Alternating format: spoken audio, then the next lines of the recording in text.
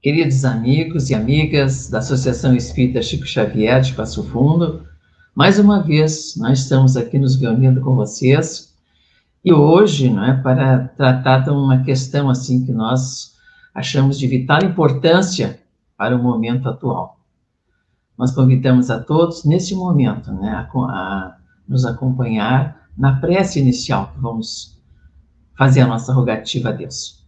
Neste momento, então, Senhor, Deus de amor, nosso Criador, estamos nos reunindo, Pai, neste momento em Teu nome, em nome de Jesus, em nome dos mentores amigos que nos acompanham neste trabalho, e contando com a presença também da equipe amiga de Chico Xavier, dos nossos anjos da guarda, dos nossos amigos benfeitores. Aqui estamos, Senhor, para tratarmos de uma questão importante sobre a família, sobre o Evangelho no lar. Que possamos, Senhor, ter esses momentos abençoados pelo Teu amor. E que esta vibração harmoniosa possa entrar em cada lar que entrar em contato com este trabalho. Que a Tua paz, Senhor, permaneça conosco. E assim, queridos irmãos, queridas irmãs, nós trazemos para refletir neste nosso encontro a questão da importância da família e do Evangelho no lar. Nós vamos juntos passar alguns slides, que vão com as ideias que nós estamos trabalhando. Então, a importância do lar. Por que o lar é importante? E aí nós temos que refletir sobre a questão da reencarnação, Qual é o significado do planejamento desta nova oportunidade de aprendizado que cada um de nós passamos, e que esses espíritos que estão retornando também à vida física, à experiência física, estão passando.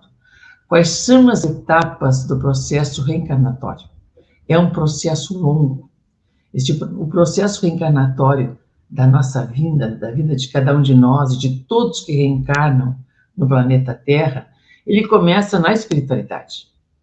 Quando o espírito, depois de ter avaliado suas encarnações anteriores, de sentir o que precisa mudar, o que ele tem que quitar perante a lei divina, em que ele pode avançar, com que espíritos ele precisa caminhar numa vida física, com quem ele precisa se reconciliar. Então, na espiritualidade, para cada um que vai reencarnar, nas condições que nós já estamos, nas condições evolutivas que nós já estamos, nós passamos por esse processo de que a equipe especializada na espiritualidade vai analisar a nossa caminhada evolutiva na vida infinita, desde a nossa criação por Deus, nosso Pai, como espíritos ainda em processo muito primário, até o momento que nós chegamos, e essa equipe faz essa análise dessa nossa caminhada junto conosco. Deus, nosso Pai, por infinita misericórdia e amor a nós, a cada um de nós, seus filhos, Ele designa para esse processo um espírito amigo, um espírito mais evoluído que nós, que nos ama, que já conviveu conosco por muitas etapas e que almeja o nosso progresso. Esse espírito é designado para ser o nosso condutor, o avalista da nossa encarnação. Cada um de nós que reencarnamos aqui no planeta Terra, temos um avalista da nossa encarnação, que o próprio Kardec chama de anjo da guarda, tanto ele aborda essa questão no Livro dos Espíritos, quanto no Evangelho segundo o Espiritismo. Então, é designado para ajudar nesse processo de planejamento de uma nova caminhada, esse espírito bondoso, mais iluminado que nós, que vai analisar conosco, com toda essa equipe que vai trabalhar nesse processo reencarnatório, analisar qual é o nosso melhor programa, qual é o melhor planejamento para que a gente possa fazer. Dizem os espíritos amigos, e entre eles Emmanuel, que nesse período em que nós estamos na espiritualidade, programando a nossa vinda física, essa experiência extraordinária que nós vamos ter, que Deus nos oportuna, e a gente capricha, né? O espírito reencarnante quer se resolver todas as questões que ele puder, quer resolver as questões do passado, quer acessar novas condutas, né? E capricha nessa encarnação.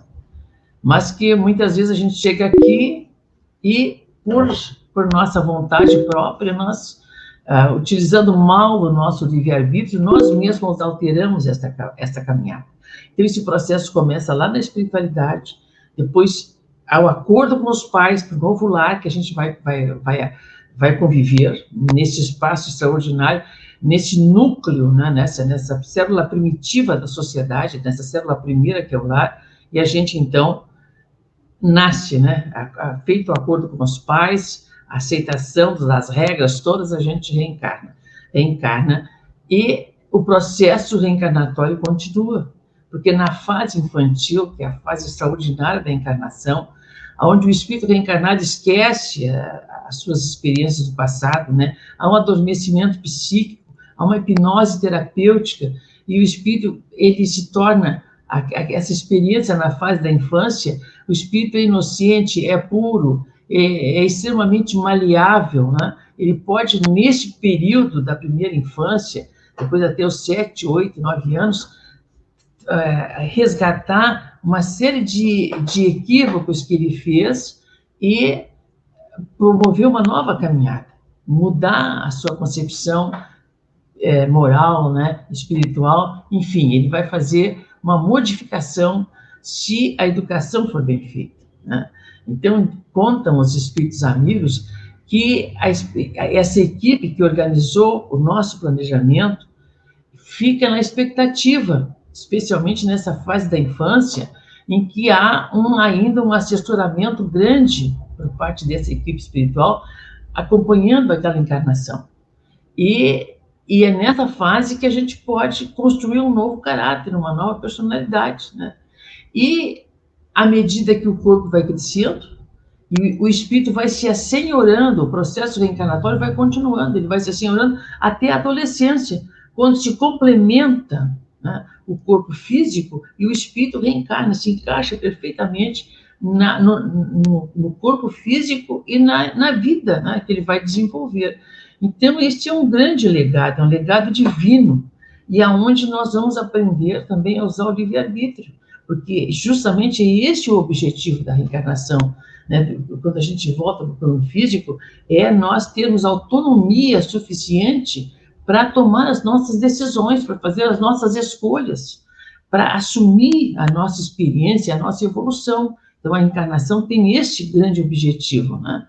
E os pais são os primeiros mestres dos filhos.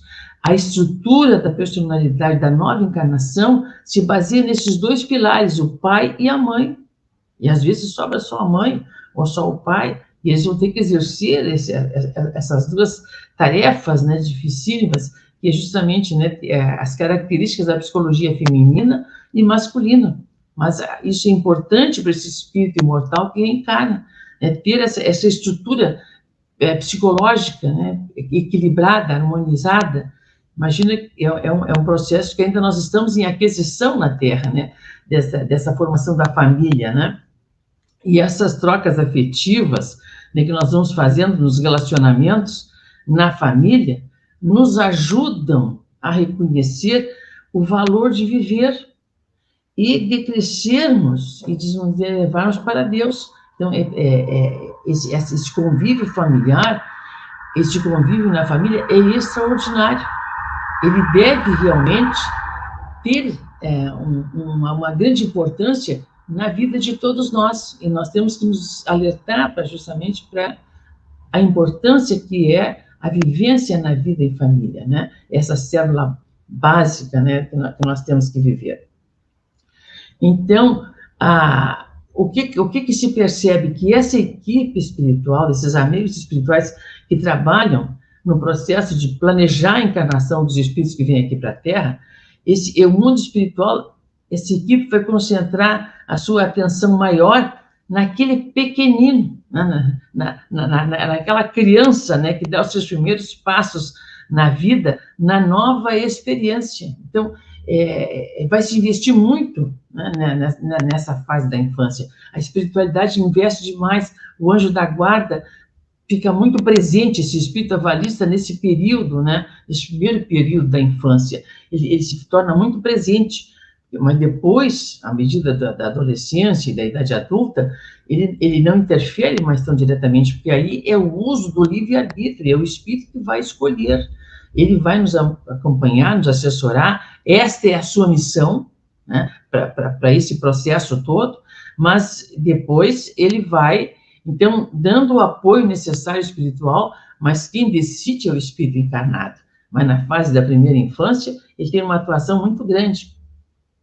Porque na simplicidade, então, do coração infantil, né, na beleza da criança, que é uma coisa especial, né, o espírito esquecido do seu passado e portador no presente da misericórdia divina pela porta da reencarnação, ele projeta para o alto o delineamento do mais significativo investimento.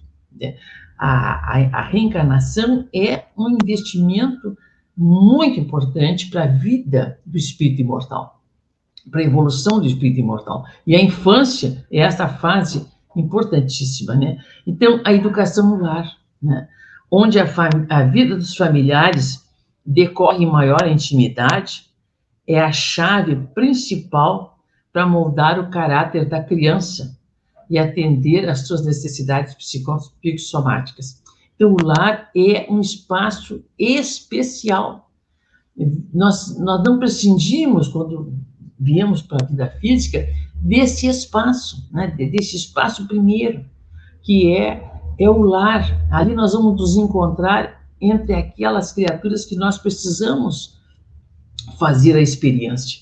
Nem sempre vai ser por afinidade, né? Nem sempre vai ser por amor. Às vezes são contingências que a exigência da lei divina nos propõe e que a gente vai aprendendo, então, a caminhar, né? Então, conforme o papel que nós estamos vivendo, né, na encarnação, como pai, como mãe, como marido, como esposa, como filhos, como irmãos, como avós, como netos, né, são caminhos indescritíveis do amor. São as mais simples e ternas relações que dão confiança e amparo ao espírito reencarnado que necessita educar-se. Então, esse espaço do lar, essa convivência familiar, né, essa vinda desse espírito na fase infantil, depois ir-se caminhando para a adolescência e para a fase adulta, é um espaço único, né, em que ali é que ele deve ser educado, mas educado no verdadeiro sentido da palavra, né? Exducere, tirar de dentro todo o potencial que o espírito imortal traz consigo, que é a parte divina.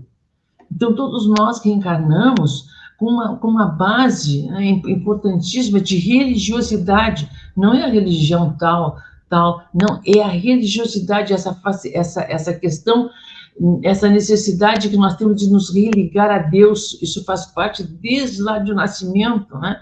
Que a gente traz no íntimo essa tendência, né, de buscar a divindade.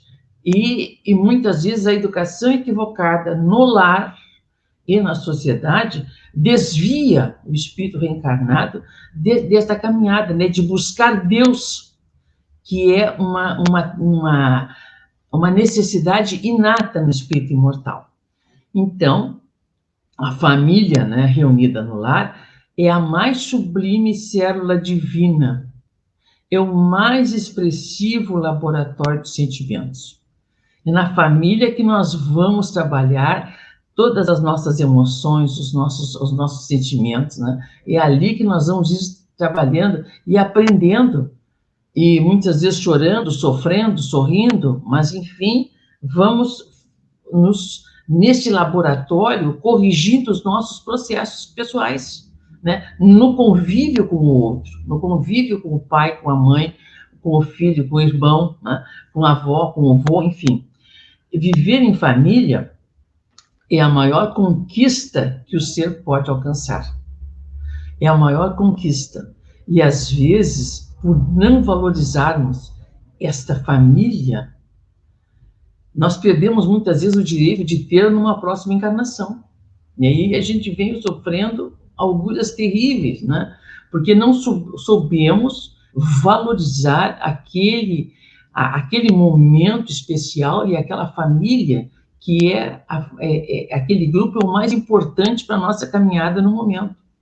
Então, a gente vê que, muitas vezes, o espírito, quando reencarna, ele até perde o direito de ter uma família organizada. Depois ele vai se ajeitando, a vida vai ajeitando. E ele vai perceber que ele tem que trabalhar essa questão que ele não soube aproveitar em vidas anteriores. Então, esse viver em família é uma conquista, né, que o espírito adquire. É um convite incessante ao polidamento individual. Incessante, porque nós temos que, na convivência na família, vencer o egoísmo, vencer o ciúme, a inveja. Cada um é diferente, cada um está num patamar evolutivo diferente, cada um compreende de forma diferente. E isso, nós temos que entender que cada um de nós é um ser especial, né? Deus nos cria únicos. Então, assim, e aí, daí o motivo por que nós temos que aprender a amar a Deus sobre todas as coisas e ao próximo, aquele que está ao nosso lado, como a nós mesmos, né? Respeitando as suas diferenças, as suas dificuldades e aceitando e buscando ajudar, buscando, porque quem educa, quem ama profundamente uma criatura que está ao seu lado, marido, mulher, filho, irmão, mãe, pai, quem ama corrige, educa. Só corrige quem ama. Por Deus nos amar muito, ele nos dá a oportunidade dessas experiências, muitas vezes até dolorosas, que nós estamos colhendo o que plantamos, né? Por nos amar, por compreender que nós temos possibilidade de superar. Então, a gente vem nesses desafios. Então, é preciso, né, ter vontade e coragem, para realizar as mais efetivas mudanças, para ter disciplina, respeito ao outro, aprender a colaborar. Isso tudo é no lar que a gente consegue fazer, né? É dentro do lar que a gente vai desenvolvendo todo esse potencial extraordinário que nós temos. Então, a educação visa essa questão, né?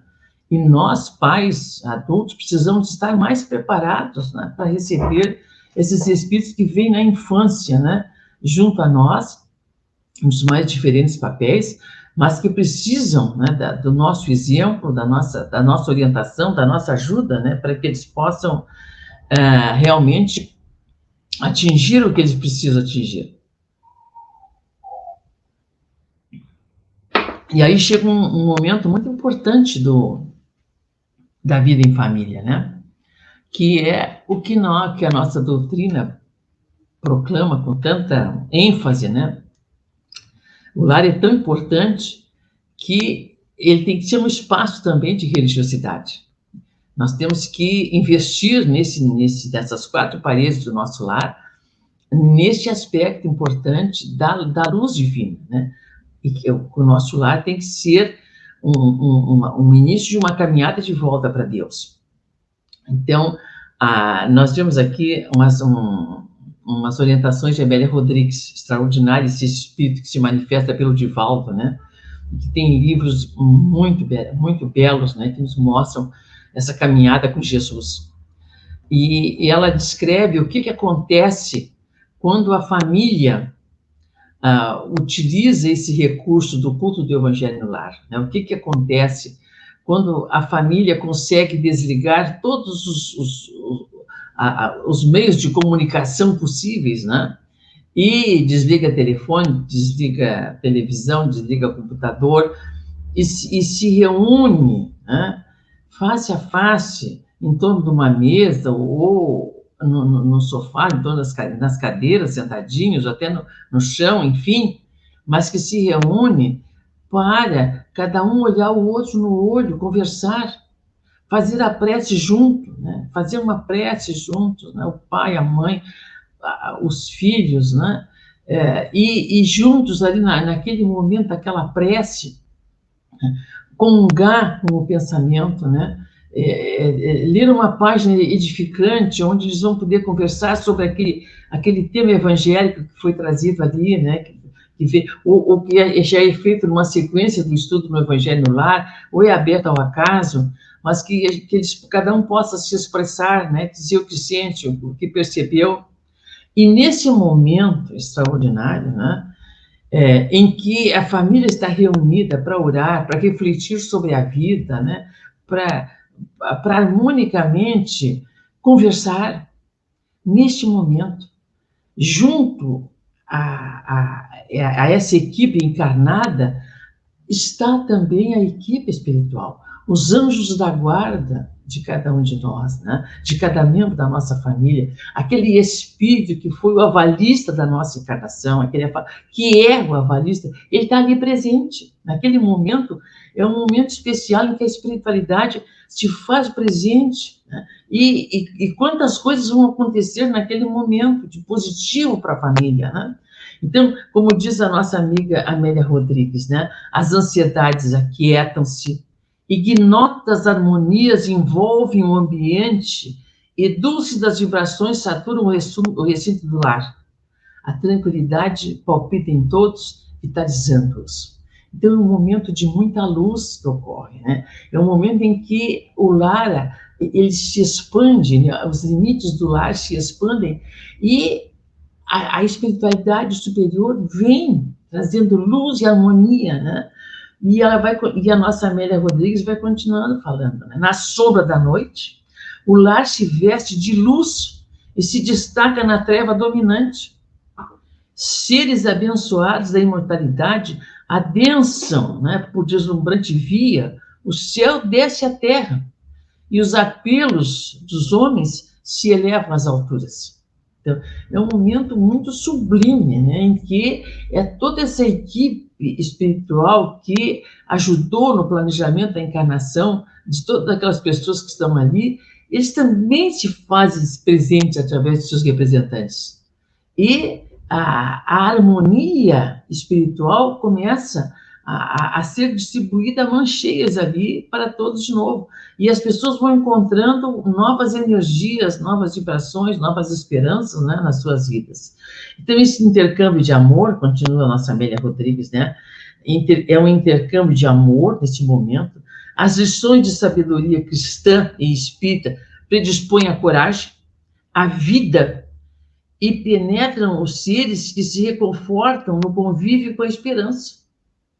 Né? E isso aí vai acontecendo de uma forma extraordinária, tranquila.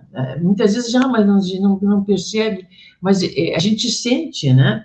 Então, e a nossa Amélia vai continuando falando, né? Orando, a família se levanta e ergue com o seu esforço a humanidade cambaleante.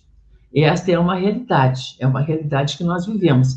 Já a nossa amiga Joana de Ângeles, quando ela descreve esse momento, né, do Evangelho no Lar, a Joana coloca que no momento em que a família está unida, né, em oração, discutindo um tema evangélico, né, elevado, conversando, se harmonizando, resgatando seus problemas, em algum momento até sendo trazidos os problemas de forma harmônica, né, para nós encontrarmos soluções. Neste momento, diz Joana, que abre-se um canal de luz, abre-se através da nossa casinha, do nosso apartamento, do espaço onde nós temos a nossa residência, abre-se um canal de luz para a esfera superior, para a divindade espiritual, porque os amigos espirituais elevados encontram hoje imensa dificuldade de vencer a vibração da crosta terrestre extremamente densa e negativa, por questão de sintonia, eles têm dificuldade de chegar até nós. Mas quando um lar se abre nesse momento do Evangelho, né, fazendo essa união de pensamentos, de amor, de vibração positiva, esse canal se abre e a espiritualidade superior entra com mais facilidade na nossa psicosfera, na psicosfera da Terra. E o espaço onde esse lar está situado é todo ele abençoado, os vizinhos, se tem um hospital próximo, vai ser atendido, uma penitenciária, as escolas, os moradores de rua. Então, a espiritualidade encontra esse acesso aberto e aproveita, né, que esse lar está oferecendo isso e se espalha a luz. Imagina, isso é possível se proporcionar com o evangelho no lar. Então, a luz se faz e outras criaturas são atendidas nesse momento, né? Então, é importante que a gente reflita sobre esse processo que nós podemos fazer dentro de casa. Já Bezerra de Menezes também aconselha, né, o Evangelho no lar. O Espírito Nobilíssimo, né, ele aconselha muito que se faça, né, o Evangelho no lar. E o que ele diz? Evangelizemos nossos lares, doando à nossa família a bênção de hospedarmos Jesus em nossas casas. A oração em conjunto torna o lar um santuário de amor. Vejam só, né, que coisa linda, né? A gente nem imagina, né, que isso é um processo tão rico de espiritualidade. Os tempos são chegados, nos diz Bezerra, né? Os corações aflitos pedem amparo. Os desesperados suplicam esclarecimentos. Acendamos a luz dos ensinos divinos, para que a Terra se torne um sol radioso no infinito, conduzindo uma família humana integrada nos princípios da vida em gratidão a Deus. Então, é este processo, né, que nós temos que investir, né? E isso desde as crianças pequenas. Né? Mas, os pais perguntavam ao Chico, mas como é que nós vamos fazer com que o pequenino lá fique sentadinho? É só, o Chico diz, olha, coloca umas balinhas, uns biscoitinhos ali pela mesa, mas conta uma história, traz uma historinha para a criança ouvir, né? Para o adolescente também ouvir, conta um caso importante. Tem tantos livros importantes, né, que nós temos na bibliografia espírita que ajuda, né, a compreender essa situação. Então, assim, nós temos que usar a nossa criatividade, né, e transformar aquele momento num momento muito gostoso. Então, onde tem a jarra com água, que vai ser fluidificada, né? Depois todos vão se deliciar com aquela água, que fica realmente muito gostosa, né? Então, é essa a questão, né? Então, a gente tem que investir, né? E convencer a todos. Mas nem sempre é fácil, a gente sabe. Mas nós vamos pegar também uma definição de Eurípides Barçanufo, esse grande espírito extraordinário também, né? E pegamos justamente essa frase porque nós quisemos trazer para a gente discutir aqui, conversar. Nos diz Eurípides Barçanufo que a família é uma injunção divina, cuja base é a educação dos sentimentos. É ali, no grupo familiar, que nós vamos nos burilar, que nós vamos resolver os nossos problemas íntimos. É ali no conjunto familiar, né, com aqueles que estão ali conosco. Mas e aí eu fui procurar no dicionário o que é injunção. O que é que o Eurípides quis colocar com essa palavra injunção? É uma injunção divina, não tem conversa. Aí eu fui ver, injunção é uma influência coercitiva da lei divina, é uma imposição, é uma exigência, é uma pressão, é aquela família que nós precisamos estar justamente neste grupo familiar, com essas pessoas, é uma injunção divina, é porque é com estes que nós precisamos nos acertar e caminhar juntos, e aprender a nos amar, a nos respeitar, né? E realmente termos essa experiência aqui na vida física completa. E quando desencarnarmos, percebemos que se conseguimos cumprir com aquele planejamento que foi feito lá na espiritualidade, conseguimos nos aproximar o quanto mais possível. E não aquela constatação que o Emmanuel nos traz, que a gente capricha na encarnação, capricha no planejamento da encarnação, e chega aqui, a gente cai na gandaia, não quer cumprir, acha difícil. Lá a gente, até contrariando muitas vezes, né, a espiritualidade amiga que estava ali nos assessorando, a gente até insiste em planejar alguns pontos delicados. Eles dizem, olha, vai ser difícil, mas a gente insiste. Quando a gente chega aqui, né, não dá importância a essa situação, né? E mudamos o rumo da nossa caminhada. Depois vamos sofrer as consequências, é claro, porque é o livre-arbítrio que nós estamos usando. Então, nós precisamos refletir sobre essas questões, né? A importância do nosso evangelho no lar, que a gente tem que levar em conta, né? Mas a gente precisamos algumas outras ideias, né, para complementar com essa questão, né? O que nós podemos trazer até na conversa do evangelho no lar, com as nossas crianças, com os nossos adolescentes, até com os nossos adultos, que aí estão juntos, né? O que é importante nós destacarmos, por exemplo, como é que Jesus ensinava, quer dizer, trazia a figura de Jesus, trazia os ensinos de Jesus, trazia as bem-aventuranças, né? Trabalharmos todo esse manancial de luz que está, que o Evangelho segundo o Espiritismo nos traz, que é a essência do Evangelho de Jesus, né? E aí nós vamos ver como é que Jesus agia. Jesus trabalhava especialmente na natureza. Em primeiro lugar, ele escolheu o lar de Pedro para reunir o grupo de apóstolos, e ali ele transformou o lar do Pedro. Olha a importância do lar, né? Da família. Porque a família de Jesus ele era de Nazaré, da outra cidadezinha próxima, mas em Cafarnaum, aonde Pedro, né, tinha o seu lar e onde ele exercia as suas funções, e o grande número de apóstolos estava já ali em Cafarnaum, Jesus vai utilizar o lar de Pedro. E o evangelho no lar, ele inicia lá no lar de Pedro. Quando ele, à noite, ele convidava todos ali na sala maior da casa do Pedro, e ali ele abria os profetas do Velho Testamento e analisava ali, estudava Moisés, estudava os 10 Mandamentos, estudava Isaías, enfim, eles escolhiam um texto que hoje faz parte do Velho Testamento, e ali discutiam sobre a lei divina, né? Mas Jesus destacava muito a importância da natureza.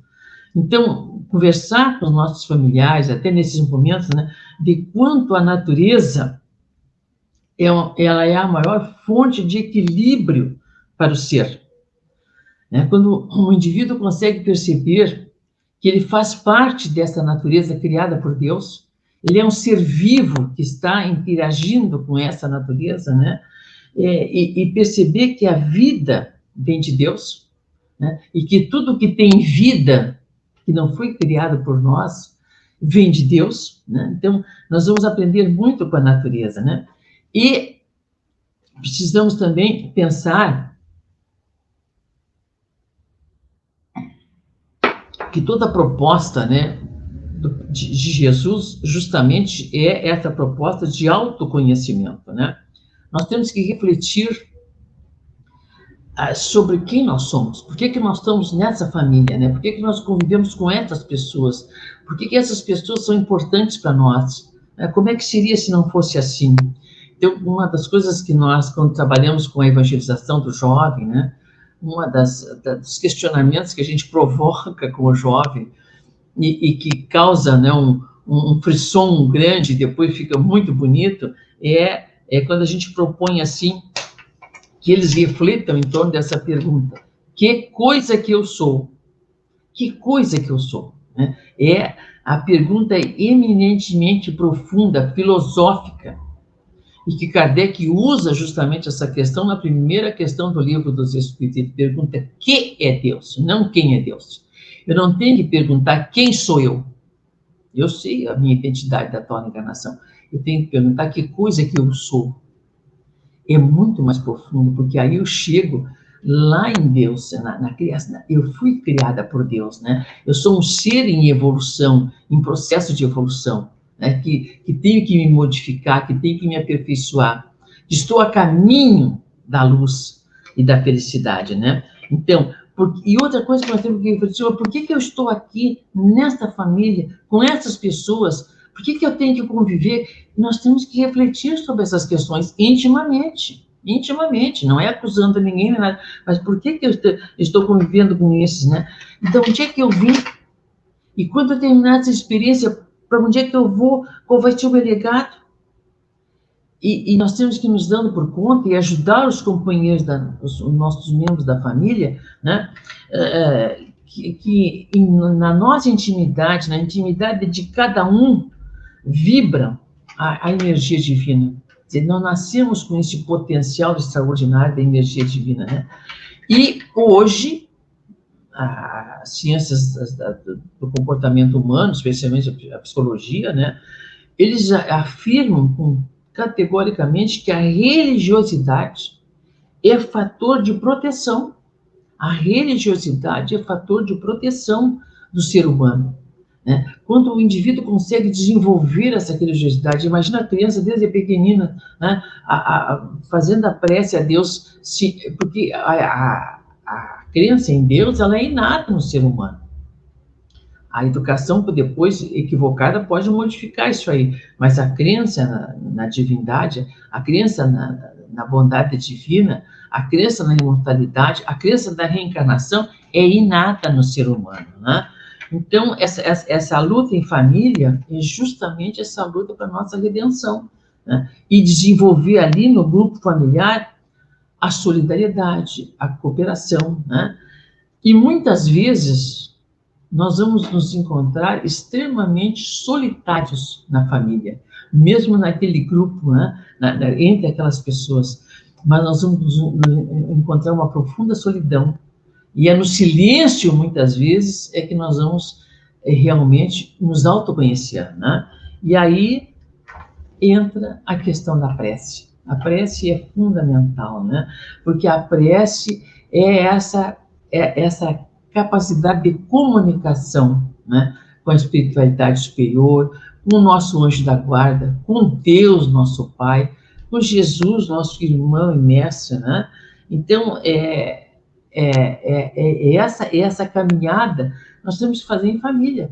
A família, ali, quando nós adentramos no lar, quando nós chegamos no nosso lar, depois de um dia de atividades intensas, ali é o nosso reduto específico, né? Ali nós largamos as nossas máscaras sociais e somos autênticos.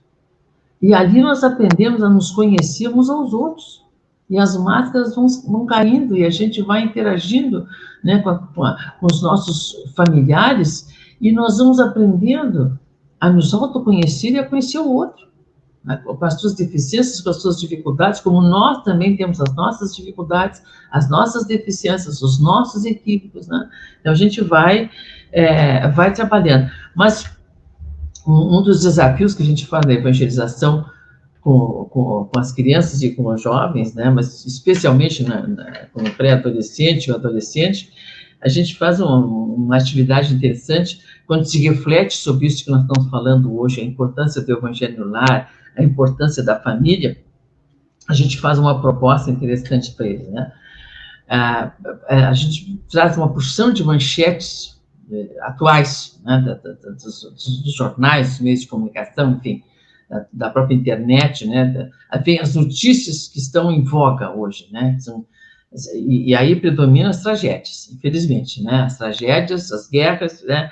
E aí, então, eles têm que refletir, a nossa gurizada tem que refletir. Como é que, quando a maioria dos lares da humanidade instalarem nos seus lares um momento de religiosidade durante a semana, com a família inteira, né? O que nós chamamos hoje o evangelho no lar, o culto do evangelho no lar, quando, vamos dizer assim, 80% das famílias da humanidade conseguirem chegar neste momento, quais vão ser as manchetes da mídia? E aí a gurizada tem que fazer as manchetes que vão estar surgindo na mídia nesse dia feliz, né, em que chegaremos, e isso vai ser o processo de regeneração. A regeneração do nosso planeta ela vai ocorrer a partir do indivíduo e dos lares. É quando os lares se modificarem, né? E se tornarem realmente esse templo divino, né? De amor, de equilíbrio, de sacrifícios, muitas vezes, mas o lar é que vai, a regeneração da nossa humanidade, ela vai começar no indivíduo e no lar, para depois chegar na sociedade. Então, ainda vai levar um tempinho, né? Ainda vai levar um tempinho. Agora, felizmente, né, a doutrina espírita nos ajuda, né, a compreender a vida no verdadeiro sentido que ela tem. O Espiritismo nos ajuda a compreender o enigma da vida, né? Ele nos ajuda, ele nos mostra o sentido da vida, porque o Espiritismo explica, né, dentro de uma linguagem que nós temos condições de compreender, o que é a vida, né? Por que nós estamos aqui encarnados? O que é a encarnação, né? O que nos espera? O que é a lei de causa e efeito? O que é a mediunidade nesse processo de interação com o mundo espiritual? E hoje, até estudávamos no nosso grupo de estudo, né, do Hospital Espírita, justamente essa questão, né? Então, no livro A Obsessão e Suas Máscaras, da Marlene Nobre, a gente estudava um caso interessante, que eu digo, olha, eu vou trazer isso para o momento do Evangelho, né? O momento da palestra. É o caso de um processo obsessivo intenso de uma senhora que estava encarnada, né?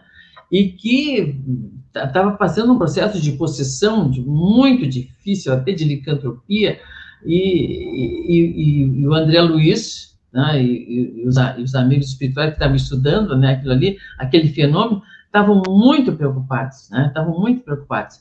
E André Luiz, junto com o assistente Aulos e os outros companheiros, começaram a perguntar para ele, né, o que se podia fazer, quem sabe se afastava aquele obsessor daquela senhora, ela estava sofrendo demais. E aí, então, o Aulos, coordenador do grupo, explica que era um processo de 1000 anos que não tinha sido resolvido ainda. De 1000 anos passados. Então, aquele espírito vingador estava assediando aquela senhora necessária, mas aí os alunos do Aulos queriam resolver o problema. Qual seria a solução para aquela situação dolorosa, né? E o que acontecia? Aí, então, o Aulos pede que eles tenham paciência, né? O remédio definitivo para essa dolorosa situação está sendo providenciado, explicou o Aulos para eles, né? E, em breve, a doente, essa senhora que está sendo atendida nesse centro espírita, que eles estão fazendo esse estudo, né? O André Luiz com os outros companheiros na espiritualidade, e em breve, a doente e o verdugo tornar-se-ão mãe e filho. Vejam só, vai ser o lar que vai resolver um processo que vinha há 1000 anos, né, se arrastando de ódio, de desavença, né, e a ser no lar, eles vão vir como mãe e filha, né, juntos vão seguir o trabalho redentor. E Aulos arrematou, louvado seja Deus pela glória do lar. Realmente, este é o grande papel do lar, né, o lar tem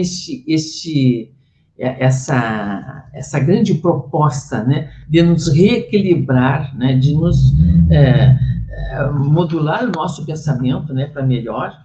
Ele é a grande escola da fraternidade, né? Então, quando a humanidade, queridos irmãos e irmãs, compreender o valor da família, o reino de Deus vai estar se instalando aqui na Terra. Isso é muito importante que a gente reflita, né? Mas, e muitas vezes, as pessoas têm dificuldade de instalar o Evangelho no lar. Elas têm dificuldade, né, de instalar o Evangelho, porque um aceita, o outro não, e tal. Então, nós temos um caso muito interessante que a gente conta, quando conversamos sobre esse assunto. Era uma irmã, uma senhora, já os filhos casados, e só ela e o marido em casa, e ela frequentava o centro espírita de tarde, contrariando o marido, que não gostava dessa situação, que ela fosse frequentar um centro espírita. Mas ela ia num horário que ele estava trabalhando, ela já estava aposentada, ela ia, e resolveu instalar no lar o Evangelho no lar. Aí o marido disse, não, aqui não, para com essas coisas, deixa isso para lá, não, né? E que nem na sala, nem na cozinha, em lugar nenhum ela podia fazer. Então ela tomou uma decisão, ela, pessoalmente, né, certa de que esse era o caminho, ela resolveu fazer o evangelho lá, enquanto ele estava vendo os assuntos da televisão, ali assistindo o Jornal Nacional e outras informações, ela se fechava no banheiro. E ali, então, ela lia, fazia a prece, né? A prece em voz alta, em voz amena, assim, fazia a leitura do Evangelho, fazia os comentários para ela mesma, né? E assim ela foi fazendo várias semanas, né? Até que ela estava fazendo o Evangelho uma noite e o marido bateu na porta do banheiro e disse, minha velha, vem aqui para a sala, já ando cansada de ficar de pé, com o ouvido grudado aqui na porta. Faz aqui, vamos fazer sentados juntos. Então, quer dizer, a gente vence, né? A gente vai vencendo as dificuldades todas. Mesma coisa com criança e assim por diante. Mas a gente temos que persistir nessa caminhada, né? É o Evangelho que vai nos mostrar esta possibilidade, né? E assim que nós vamos encerrando esse nosso assunto, né? Porque ele é longo, teria muitas outras histórias, mas vamos ficando por aqui, né? Rogando neste momento, né? A Jesus, nosso querido mestre e irmão, né? Que ele nos ampare nas nossas dificuldades, que amparem o nosso lar, aquelas pessoas que convivem conosco, né? Que elas possam também ir aproveitando bem essa oportunidade, observando também, muitas vezes, pelo nosso exemplo, né? Colocar a caminhada a seguir. Que a paz de Deus e de Jesus permaneça em nossos corações. Muito obrigado pela atenção.